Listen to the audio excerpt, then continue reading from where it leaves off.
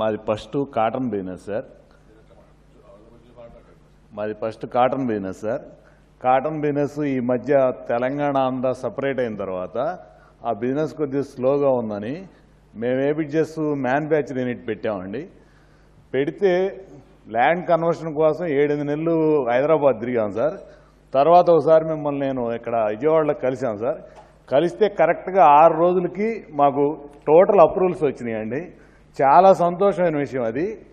Approvals ఒక అమ్మాయి అయితే మ్యారేజ్ అయ్యి 7 రోజులకి వచ్చి హైదరాబాద్ నుంచి వచ్చి అప్రూవల్ ఇచ్చి వెళ్ళింది సార్ అమ్మాయి. కాకపోతే ఇప్పుడు మాకు వస్తుంది ఏంటంటే సార్ మేజర్గా ఈ పవర్లో పర్ కేవీకి 480 రూపాయలు కేవీ ఛార్జ్ చేస్తున్నారు, మినిమం ఛార్జ్ చేస్తున్నారండి.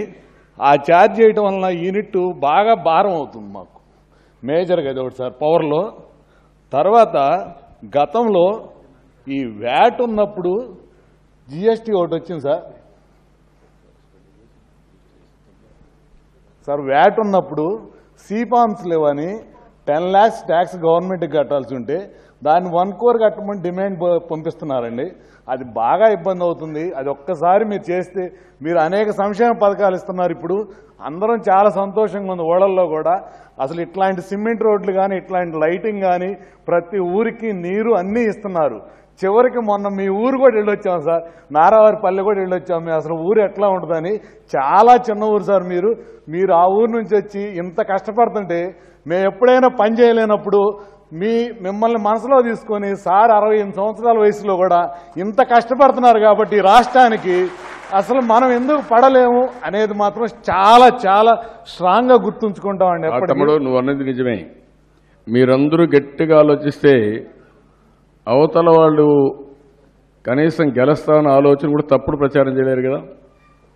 నేను అడుగుతున్నా. ఇప్పుడు మీరందరూ ఉన్నారంటే రాష్ట్రం అంతా ఉంది, నేను ఆలోచించాలా. ఇంక నేను అది కూడా అడుగుదాం అనుకుంటున్నా. తెలంగాణలో బైఫర్కేషన్ సమయంలో 54% ఆదాయం, 42% పాపులేషన్. మంది 46% ఆదాయం, 58% పాపులేషన్. అక్కడి నుంచి నాకు రాజధాని లేదు, అన్నీ స్టార్ట్ చేశాం కదా. ఎక్కడ ఎవ్వరికి లోపం లేకుండా అన్ని పనులు అయినాయి. తెలంగాణ కంటే బెటర్ వెల్ఫేర్ ఇచ్చాం. అతనికి అన్ని సీట్లు వస్తాయి. మీరు ఇక్కడ వాళ్ళు ఇంకా ఎల్లయ్యో పుల్లయ్యో పేర్లు కూడా చెప్పాను కానీ వాళ్ళు తప్పుడు సర్వేలు వేసి ఇంకా చేసుకునే పరిస్థితిలో ఉన్నారు. అది ఓపెన్గా ప్రతి ఒక్కరూ మాట్లాడే పరిస్థితికి వస్తే మన భవిష్యత్తు కోసం మనందరం కలిసి ఉండాలి అనేది వస్తే ఆ డిస్కషన్ రాదు కదా. ఆ డిస్కషన్ రాకుండా పాజిటివ్గా వస్తే లాభం ఏంటని మీరు ఆలోచిస్తే ఇంకా పెట్టుబడులు పరిగెత్తి వస్తారు. ఇప్పుడు ఏం చేస్తారంటే 2-3 నెలలు గమనుందాం, తర్వాత ఎలక్షన్ చూద్దాం అనే ఆలోచన వస్తుంది. దానివల్ల లాభం నష్టం మీకు వస్తుంది. కానీ ఇప్పుడు కూడా నమ్మకం ఉంది కాబట్టి నిన్న మీరు చూస్తే ఫస్ట్ టైం నేను ఏదైతే పోర్ట్ రామాయణపట్నం పోర్ట్ దానికి గవర్నమెంట్ పెట్టాలని నిర్ణయించాం. కేంద్రం సహకరించకపోతే 24,000 కోట్ల రూపాయలు highest FDI in the country paper ఇండస్ట్రీకి వచ్చింది. అది మన మీద ఉండే నమ్మకం. నేనేం చెప్పానంటే 20 నెలల్లో పెట్టాలని చెప్పాను. నిన్నే టార్గెట్ ఇచ్చాను. మళ్ళీ నేను వచ్చి ఇనాగరేట్ చేస్తాను, 20 monthsలో చేయాలని. మీరు చెప్పిన ప్రాబ్లమ్స్ అన్ని నేను సార్ట్అవుట్ చేస్తాను. మీకు ఏది ఇబ్బంది లేకుండా చేసే బాధ్యత నాది. అదే మరిగా ఎలక్షన్లు అంటే తెలుగుదేశం పార్టీ కార్యకర్తలు కాబట్టి వాళ్ళు చూసుకుంటారు, పనులు మాత్రం నాకు చేయాలి, ఎలక్షన్ వస్తే వాళ్ళు చూసుకుంటారు అనుకుంటే మాత్రం నష్టపోయేది మీరే. ఈ రాష్ట్రాన్ని బాగు చేసుకోవాలంటే మీలో ఆ పట్టుదల వస్తే తప్ప సాధ్యం కాదు. మీ బాధ్యత మీరు చేయండి, మీ పనులన్నీ నేను చేస్తాను. మేము తప్పకుండా చేస్తాం సార్. చేయడం కాదు, ఇప్పటి నుంచి రోడ్డు మీదకి రావాలి, మాట్లాడుతూనే ఉండాలి. మీరందరూ నాకు కనపడాలి, పబ్లిక్ నుంచి రావాలి స్పందన. సార్ ఒకటి సార్, ఇప్పుడు మేము పత్తిపాడు నియోజకవర్గం సార్, మాది వింజనంపాడు పంచాయతీలో మాది ఇండస్ట్రీ ఉంది. ఆ ఊరు సంవత్సరం మొత్తం వస్తే ఆ ఊరు పంచాయతీ పన్ను వస్తే 3 లక్షలు వచ్చాయి సార్. ప్రతి మంత్ 6 నుంచి 7 లక్షలు ఈ పింఛన్ డబ్బులు వస్తున్నాయి.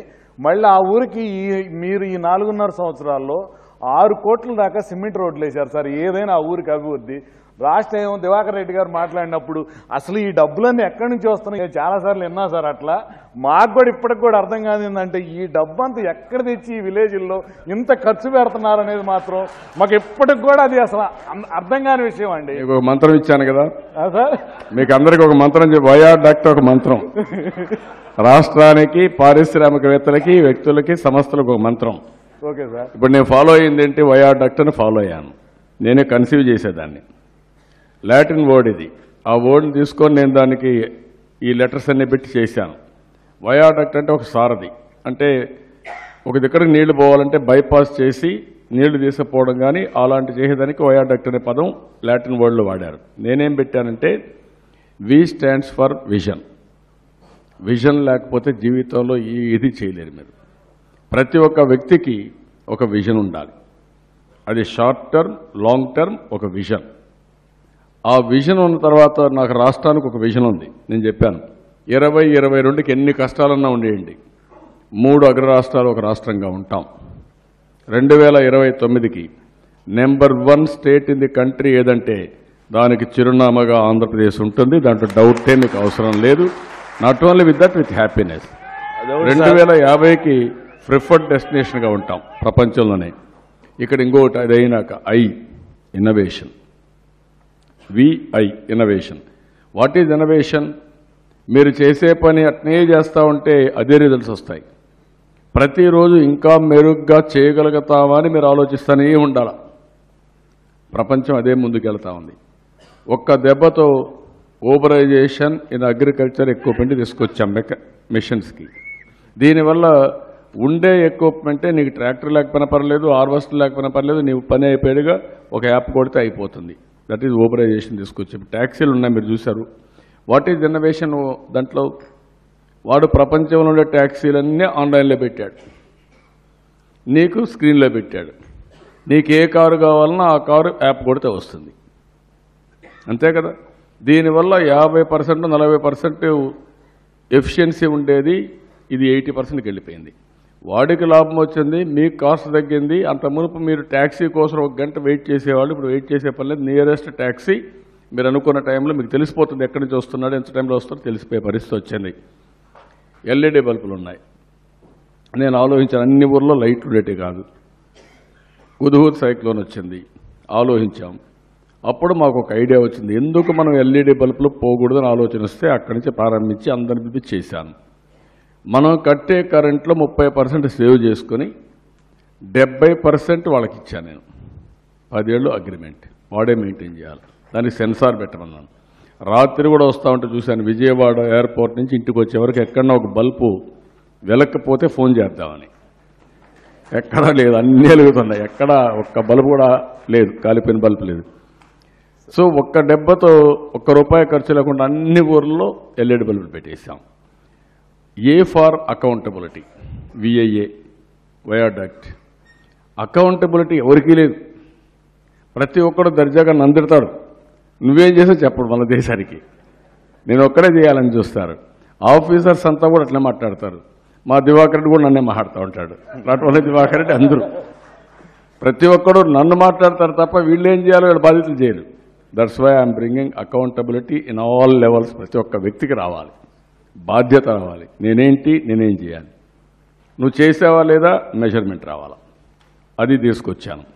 ఇప్పుడు లాస్ట్ మైల్ ఫంక్షనరీ కూడా గవర్నమెంట్లో నా దగ్గర రికార్డ్ అంతా ఉంది. అదే చెప్తున్నా, నీ చరిత్ర అంతా చిత్రగుప్తుని వారు రాసి పెడుతుంది. నా రికార్డ్ అంతా కంప్యూటర్లో. Be careful. రేపు పోస్టింగ్స్ ఇవ్వాలంటే రైట్ మ్యాన్కి రైట్ ప్లేస్లు ఇస్తా, ఎవరు చెప్పినా ఎన్నని చెప్తున్నాను.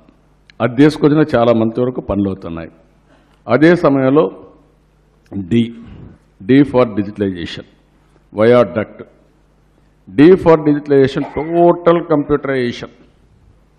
ఇంక నేను చెప్పాను, ఒక ఫోన్ ఇస్తే చాలు మీకు ఇంకెవ్వరు తిరిగిపోయే పని లేదు మీకు. అయితే ఇంకొక భయం కూడా ఉంది నాకు, ఫోన్లు ఎక్కువైపోయి అందరూ అడిక్ట్ అయిపోతున్నారు ఫోన్కి, చిన్నపిల్లలు కూడా. అది జరగకూడదు. మళ్ళీ అది జరిగితే పిచ్చి పడుతుంది. ఫోన్ ఎంతవరకు ఉపయోగించాలనో అంతవరకు ఉపయోగిస్తే పర్వాలేదు.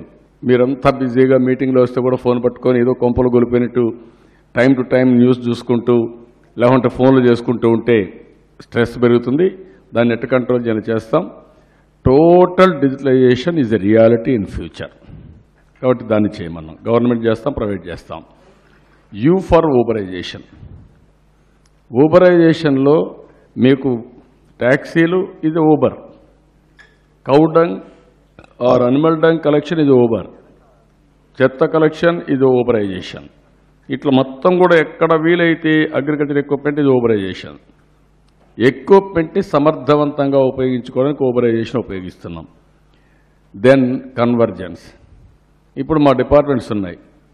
ప్రతి ఒక్కరూ మా వాళ్ళు ఏమనుకుంటారు, నేనే గొప్ప, నాకు ఇంకో డిపార్ట్మెంట్తో పని లేదు.